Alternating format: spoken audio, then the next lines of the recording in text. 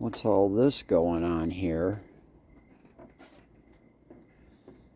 Well, let me show you. Step into the driver's seat. I wanted to talk a little bit about this cover crop and how I go about top dressing. Okay, you can see the cover crop's pretty grown in. Clover, buckwheat, all sorts of different legumes, peas, things like that. So it's been about a month and a half that these have been planted, so it's time to do a top dress and dig in the cover crops. Let me show you how I go about that. So the first thing I do is I take out the fourth floor mulch stuff, the bark and the sticks, and pull up some of the cover crop as well. Kind of rough it up a little bit underneath. Then, where did I put it? Oh, it's right here. Hold on, let me put some light on the subject.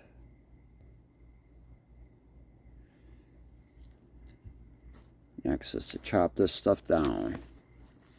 Just chop it all up. You don't want to sit there and dig up the soil, but just basically chop this up and put a layer of green on top.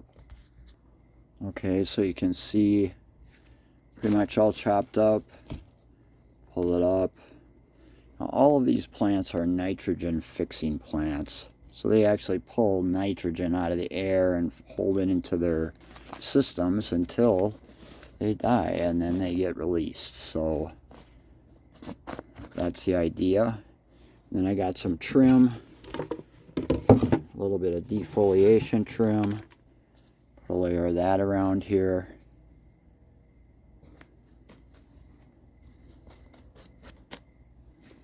Next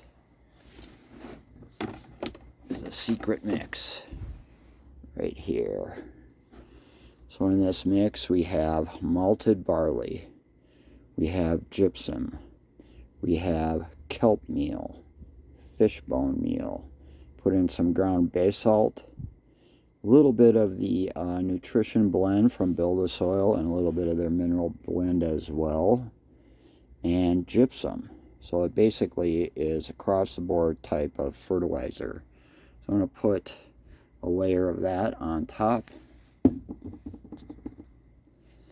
Looks like quite a bit, but stuff does not burn. I just kind of work it in. I kind of fluffed up the very top layer. You don't want to disturb too deep, because these plants with this type of setup will start to create feeder roots that will come to the surface. So next, I'm just going to water this in just a little bit. And as you can see, it just basically dissolves right in immediately. Okay, and then we got that layer of that green mulch on there. All that stuff now is going to start releasing nitrogen into the living soil. The green will start to break down. Green mulch and brown mulch, they both release nitrogen differently. Next up, we're going to add in earthworm castings. I did mix a little bit of the soil blend in here with it, because earthworm castings can sometimes create like a shell, and it'll keep the water and stuff from penetrating. So fluffed it up just a little bit. Put a layer of that on here.